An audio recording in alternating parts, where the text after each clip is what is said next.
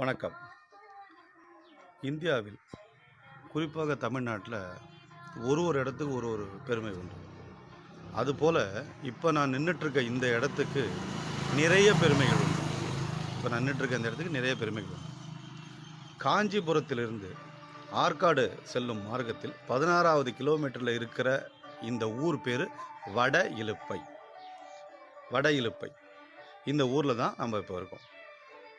இதோ இருக்க இந்த வீட்டோட சிறப்பு என்னன்னா, இந்த வீட்டோட வயசு 2500 வருடங்கள் பழமையான இல்லம் இந்த இல்லம். இந்த இல்லத்தினுடைய பெருமைகள் என்னன்றதை நம்ம பார்க்கலாம் வாங்க.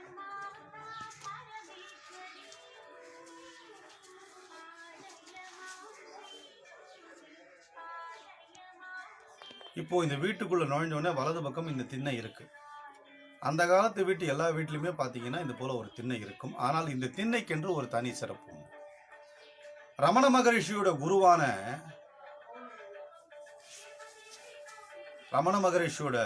குருவான சேஷாத்ரி சுவாமிகள் இந்த திண்ணையில 48 நாள் வந்து தங்கியிருந்தார். அவர் தங்கி முடிச்சுட்டு போன உடனே சங்கராச்சாரியார் பெரியவர் வந்து அந்த திண்ணை எனக்கு கொடு அப்படின்னு அவர் இந்த திண்ணையில் தங்கலார். அப்படிப்பட்ட பெருமைக்குரிய திண்ணை இந்த திண்ணை.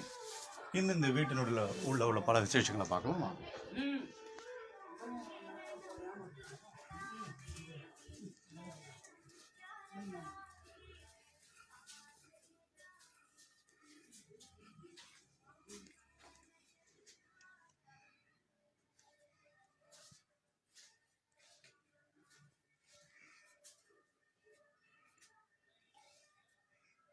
இந்த இல்லம் இப்போ நான் நின்றுருக்கக்கூடிய இந்த இடம், இந்த இல்லத்தில் ஆதிசங்கரருக்கு தீராத வயிற்று வலி வரும் பொழுது இங்கே வந்து காமாட்சியை வழிபடுறார். காமாட்சியை வழிபட்ட உடனே காமாட்சி அம்மன் அந்த வயிற்று வலியை தீர்த்து வச்சுட்டு இலுப்பையில் உள்ள இந்த வீட்டுக்கு போ அப்படின்னு உத்தரவு போடுறாங்க. ஆதிசங்கரர் இங்கே வந்து ஒரு இரவு தங்கி தவம் பண்ணிட்டு இங்கிருந்து திருச்செந்தூர் போய் அப்புறம் தான் சுப்பிரமணிய புஜங்கம் எழுதினார். அவரை தொடர்ந்து மத்வாச்சாரியார், ஸ்ரீபாத வல்லபர், வியாசராஜ தீர்த்தர், மனம் பூண்டி ரகோத்தம தீர்த்தர், புரந்தரதாசர், நம்ம ராகவேந்திர சுவாமி இவங்கெல்லாம் இந்த வீட்டுக்கு வந்து தங்கி தபஸ் பண்ணிட்டு போயிருக்காங்க. தமிழ் சித்தர் மரபுல குழந்தை ஆனந்த சித்தர், பட்டினத்தார், பத்ரகிரியார், பாம்பன் சுவாமிகள், அருணகிரிநாதர், கதிர்காம சித்தர், பூண்டி மகான், அப்பைய தீட்சிதர், திருக்கோவிலூர் ஞானானந்த சுவாமிகள் இவங்கெல்லாம் இந்த வீட்டுக்கு வந்து தங்கி தவம் பண்ணிட்டு போயிருக்காங்க. இன்னொரு சிறப்பு என்னன்னா,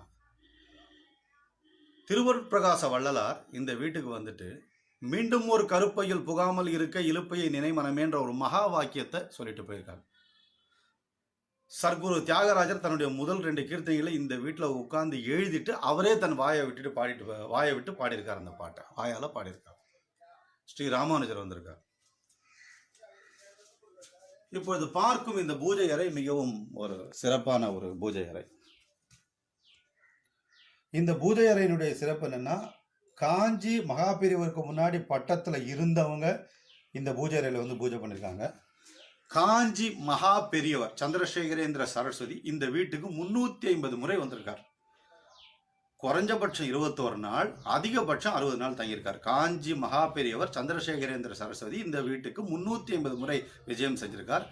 குறைஞ்சபட்சம் 21 நாள், அதிகபட்சம் 60 நாள் இங்கே வந்து தங்கியிருக்கார். அவருடைய 14வது வயசுல சந்நியாசத்தை ஏற்றுக்கொண்ட பிறகு ஒரு வீட்டு வாசப்படியை தாண்டினார்னா இதுதான் முதல் வீடு. இந்த வீட்டு பூஜை அறையில அவர் பூஜை பண்ணும்போது காமாட்சி அசரீரியா சொல்றாங்க, உன்னுடைய பயணத்தை இங்கிருந்து துவக்கணும். பிறகு அவருடைய 88 வயசுக்கு அப்புறம் இதே வீட்டு பூஜை அறையில வந்து அவர் பூஜை பண்ணும்போது நீ காஞ்சியை விட்டு எங்கேயும் வெளியே போக வேண்டாம் அப்படின்னு சொல்றாங்க. அவருக்கு முக்கியமான 2 உத்தரவுகள் கிடைச்ச இடம் இந்த இடம். காஞ்சி காமாட்சி பிசிக்கலா நம்மள மாதிரி பிசிக்கலா தரிசனம் கொடுத்த பூஜை அறை இந்த பூஜை அறை. அவரே பல முறை சொல்லியிருக்கார், எனக்கு காஞ்சி காமாட்சி தரிசனம் கிடைத்த இல்லம் அப்படின்னு சொல்லியிருக்கார். இப்படி பல மகான்களுடைய ஸ்பரிசம் பட்ட இந்த இல்லம்.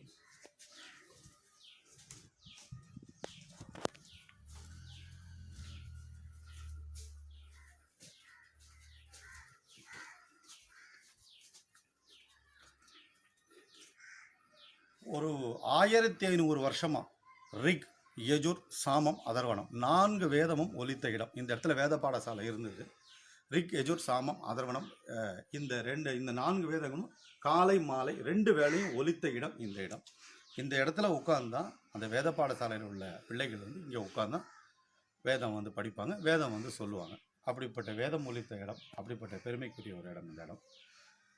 இப்போது சமீப காலமாக என்ன நடந்ததுன்னா, நாசாவிலிருந்து ஃப்ரெட்ரிக் டி வலைவா, டாக்டர் ரெட்டி அப்படின்ற 2 விஞ்ஞானிகள் இவங்களுக்கு மெயில் அனுப்பிச்சு, சுதாகர தீட்சிதர் அப்படின்னு சொல்லியிருக்காரு, அவர் தான் அந்த வீட்டை மெயின்டைன் பண்ணிட்டு இருக்கார். அவருக்கு மெயில் அனுப்பிச்சு என்ன கேட்டிருக்காங்கன்னா, சப்தரிஷி மண்டலம் துருவ மண்டலம் 2மே உங்கள் வீட்டுக்கு நேர்கோட்டில் மேலே வருது, இங்கே நாங்கள் பல ஆராய்ச்சிகள் தங்கி ஆராய்ச்சிகள் பண்ணணும், அதுக்கு அனுமதி வேணும்னு கேட்டிருக்காங்க. அவர் அனுமதி கொடுத்துருக்கார்.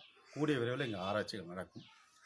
வாசலிலிருந்து ஆரம்பித்து கொல்லைப்புறம் வரை பலவிதமான பெருமைகளை சுமந்து கொண்டிருக்கும் இந்த இல்லம் வட இலுப்பையில் இருக்கிறது.